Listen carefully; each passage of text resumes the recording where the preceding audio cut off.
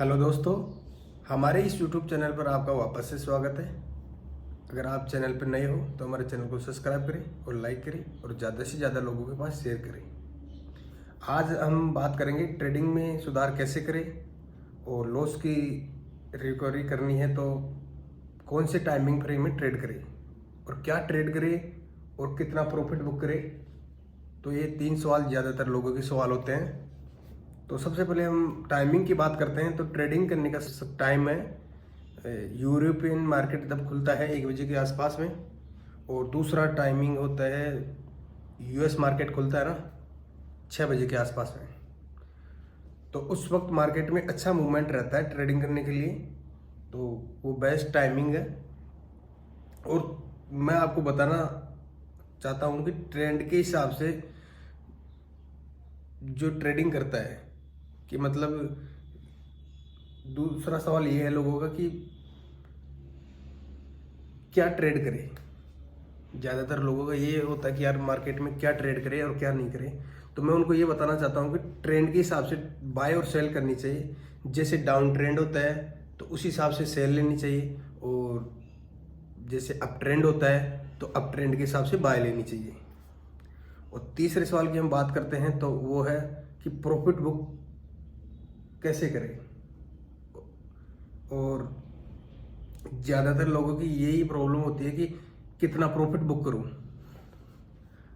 तो बहुत सारे लोग तो आपको भी ये बोलेंगे कि प्रॉफिट को ट्रेल करना चाहिए, लेकिन पॉइंट यहाँ पर ये है कि ट्रेल करने के चक्कर में तो सारे पैसे गवा बैठोगे, उसमें आपको बहुत लॉस लग जाएगा। ट्रेडिंग में लोगों को 50% अगर प्रॉफिट मिल रहा है ना तो वो 100% प्रॉफिट लेने की कोशिश करते हैं, फिर भी क्या नाम प्रॉफिट बुक नहीं करते हैं, क्योंकि उनको लगता है 100 के 200% बना लेंगे। लेकिन क्या होता है, मार्केट रिवर्स होता है और रिवर्स होने के बाद में सभी ट्रेडें लॉस में हो जाती है। तो मेरा मानना तो यही है, आपका अगर इसमें कोई टारगेट नहीं है, और ये वो ही लोग हैं जो स्टॉप लॉस नहीं लगाते हैं, क्योंकि टेक प्रॉफिट की जिनकी आदत ही नहीं है तो स्टॉप लॉस की कैसी आदत होगी। अगर आपको सक्सेसफुल ट्रेडर बनना है तो आपको एक बाउंड्री डिसाइड करनी है मार्केट में। ये आपको लोग नहीं बताएंगे। लोग बोलेंगे प्रॉफिट हो तो ट्रेल करे और स्टॉप लॉस हो तो काट दो ट्रेड को, यही कर सकते हैं ना। लेकिन आपको लिमिट डिसाइड करनी है, और लिमिट डिसाइड करने के बाद में जो भी लॉस हो या प्रॉफिट हो उसका पता होना चाहिए। आपका दुख है लॉस, लेकिन आप खेल रहे हो सुख के लिए। तो कैसीनो और जैसे सट्टे बाजार है उनके जैसे खेलना चाह रहे हो, जैसे सट्टा बाजार हो गया, कैसीनो हो गया, और भी जैसे डब्बा ट्रेडिंग, और भी कुछ ऐसे होते हैं जो उनमें 500 लगाया और 5,000 रुपये निकालने की चाह करता है आदमी। तो ऐसा तो है नहीं कि इसमें 500 डाला और 5,000 रुपये निकाल लिया। वो तब होता है तब एक मार्केट के बारे में मालूम होता है, या जो स्ट्रेटजी होती है उसके बारे में मालूम होता है कि रणनीति के हिसाब से ये कहाँ से कहाँ पर जा सकता है। तो उस हिसाब से बाय सेल में प्रॉफिट होता है। ऐसे नहीं है कि सट्टा बाजार है और यहाँ पे आ गए, यहाँ पे आने के बाद में कोई सी भी ट्रेड ले ली, मन से ले ली कि चलो यहाँ से बाय ले लेते हैं, यहाँ से सेल लेते हैं, तो उनका पैसा ज़्यादातर बर्बाद होता है।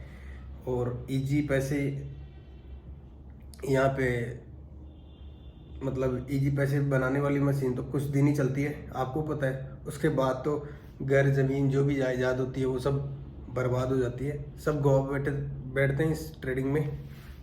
तो मेरा तो मानना यही है कि आपकी आदत को सुधारना चाहिए, और बहुत सारे लोग अपनी आदतों पर फोकस नहीं करते हैं। तो उनको मेरी हाथ जोड़ के विनती है कि अपनी आदतों को सुधारें और ट्रेडिंग में अच्छे से व्यापार करें।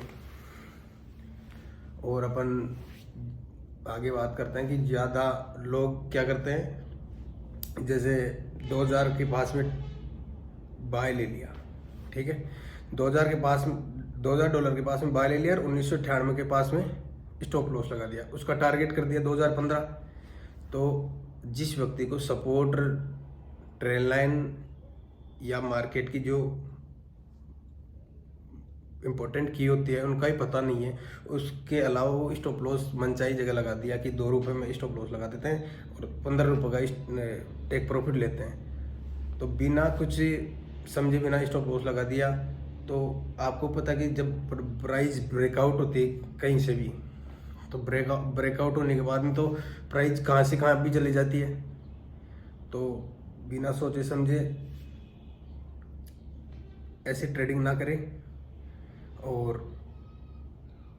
इस मार्केट में प्रॉफिट भी बना लोगे मानते हैं, लेकिन ज़्यादा दिन तक टिक नहीं पाओगे। और बहुत सारे लोगों का ये भी सवाल होता है कि दिन में कितनी ट्रेड करें।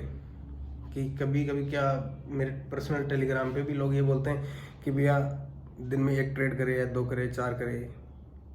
तो देखो मेरा मानना तो ये है, अगर सिंगल ट्रेड भी सक्सेस होती है आपकी तो मार्केट से निकल जाना चाहिए। दिन में 3 ट्रेड या 4 trade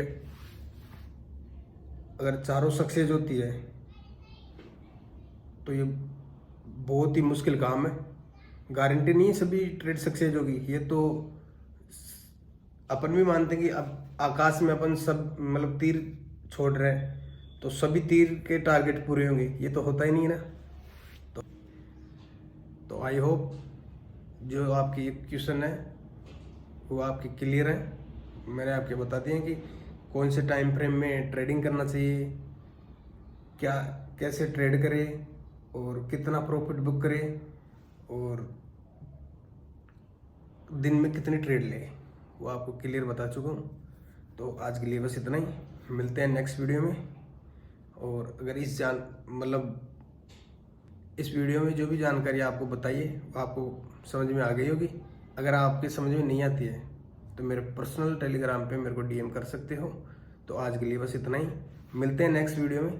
thank you, thanks a lot.